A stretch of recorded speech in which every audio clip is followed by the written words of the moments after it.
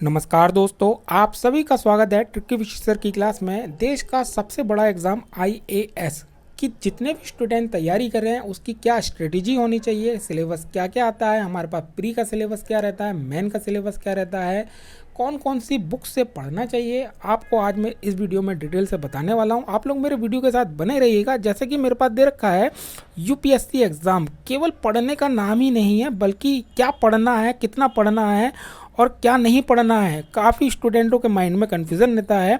अगर आपके द्वारा सही रणनीति बनी हो तो उसके बाद ही आप यूपीएससी सिविल परीक्षा को क्वालिफाई कर सकते हैं। जैसा कि आपको पता है 2022 का कैलेंडर जारी कर दिया गया, उसका हमारे पास पेपर संपन्न होना है मई में। ये मेरे पास दिसंबर और 2019 के बारे में दे रखा है, लेकिन हम 2022 को देखेंगे। 2022 का जो मेरे पास कैलेंडर जारी कर दिया गया है, जिसका लिंक मैं आपको डिस्क्रिप्शन बॉक्स में दे दूंगा, इसका क्या सिलेबस रहता है और रणनीति क्या होनी चाहिए। चलिए नीचे देखते हैं। नीचे मेरे पास दे रखा है मेरे पास दे रखा है यूपीएससी परीक्षा का पैटर्न। भाई प्रारंभिक परीक्षा जो है मेरे पास 200 अंकों की होती है और दोनों पेपर आपके अनिवार्य होते हैं। इनमें से समान अध्ययन, दो बहुविकल्पी और वस्तुनिष्ठ पेपर होते हैं। यानी कि नोट हमारे पास देखा जाए जीएस 2 पेपर को सी सेट कहते हैं, जैसे आपको केवल 33% मार्क्स पे क्वालिफाई करना होता है, जो हमारे पास इसमें दे रखा है।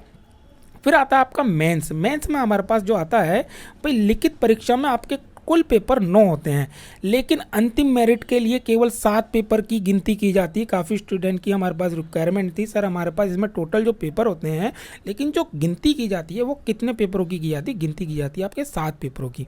चलिए इसके बारे में नीचे देख लेते हैं। जैसे ही अगर आप नीचे देखेंगे तो नीचे हमारे पास दे रखा है भाई 7 पेपर की हमारे पास गिनती होती है, लेकिन अंतिम मेरिट में हमारे पास 7 पेपर की गिनती होने के बाद बाकी जो 2 पेपर हमारे पास हर साल न्यूनतम अंक हासिल करना आपको अनिवार्य होता है।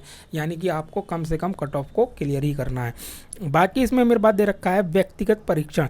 व्यक्ति से हमारे पास समान हित के प्रश्न ही पूछे जाते हैं ताकि मानसिक स्तर और न्याय करने की क्षमता का आना अनिवार्य है।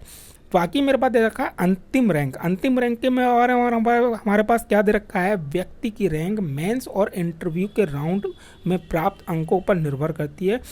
मुख्य परीक्षा के लिए आपको 1750 अंक और हमारे पास इंटरव्यू के लिए 275 अंक का होता है।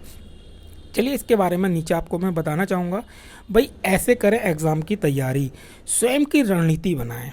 मैं भी अपनी रणनीति के अकॉर्डिंग ही तैयारी करता रहता हूँ, आपको भी जागरूक करता रहता हूँ। भाई हमारे पास आपको कैसे प्रिपरेशन करनी है एग्ज़ाम की, कैसे आपको तैयारी करनी है, किस बुक से पढ़ना है, क्या सिलेबस आएगा, क्या मेन का सिलेबस आएगा। चलिए देखते हैं। इसके लिए किताबों का ढेर ना लगाएं, ये हमारा अच्छा पॉइंट है। आप अपने अकॉर्डिंग ही अपने स्वयं के नोट्स बनाएं, उसके बाद ही आप प्रिपरेशन करते रहें जो जो आपके सब्जेक्ट हैं। बाकी आपका दे रखा है आधुनिक भारत का इतिहास, राज्य व्यवस्था, भूगोल, पर्यावरण और भारत सरकार की हमारे पास योजनाएं। फिर उसके बाद हमारे पास जो दे रखा है संगठन, जैव विविधता, वहाँ हमारे पास समसामयिकी पर हमारे पास विशेष ध्यान दें। इन विषयों से संबंधित कम से कम हमारे पास 60 से 65 प्रश्न आते हैं। यानी कि आपको डेली न्यूज़पेपर पढ़ना है, उसके अकॉर्डिंग हमारे पास जितनी भी घटनाएं आई हैं उसे आप डेली नोट करते रहिए, वो आपका एग्ज़ाम में हेल्पफुल साबित होगा।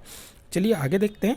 भाई आगे मेरे पास जो दे रखा है आगे मेरे पास दे रखा है भाई प्रतिदिन अखबार जरूर पढ़ें। ये आपका बहुत अच्छा पॉइंट है। मैं भी डेली बहुत अखबार पढ़ता रहता हूँ, नोट्स बनाता रहता हूँ।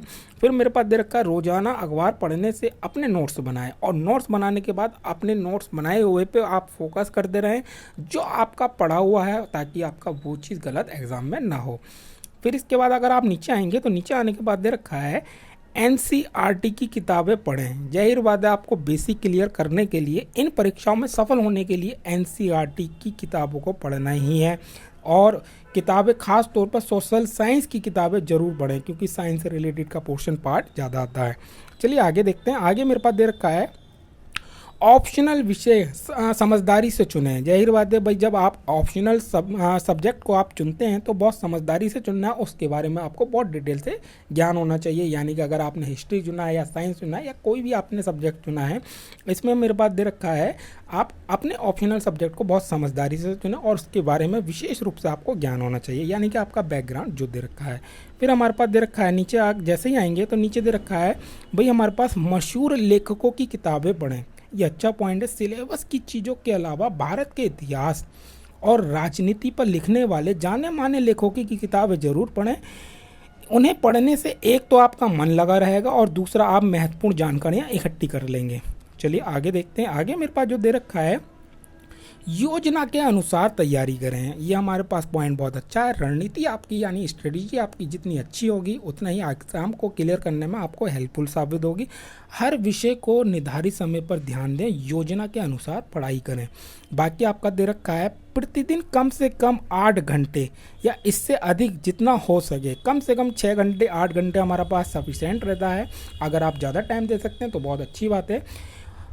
टाइम टेबल के अकॉर्डिंग ही पढ़ना बहुत ज़रूरी है। अगर आपने टाइम टेबल बना रखा है, आपको इस सब्जेक्ट को इतना टाइम देना है, उस सब्जेक्ट को इतना टाइम देना है, योजना के अनुसार पढ़ने से हमारे पास रणनीति सटीक होनी चाहिए, तभी आप यूपीएससी के एग्ज़ाम को क्लियर कर सकते हैं। काफ़ी स्टूडेंट के हमारे पास डाउटफुल था, सर इसके बारे में आप ज़रूर वीडियो बनाएं ताकि हमारे को बता सकें कैसे तैयारी करनी है, कैसे तैयारी नहीं करनी है। स्ट्रेटजी बनाने के बाद ही आप इसकी प्रिपरेशन कर सकते हैं। जैसा कि आपको पता है 2022 में आपका कैलेंडर आपका जारी कर दिया गया, आप लोग तैयारी करते रहिएगा। और अगर किसी चीज़ में आपको डाउट होता है तो आप मुझे कमेंट सेक्शन में ज़रूर बताइएगा ताकि मैं आपकी हेल्प कर सकूं।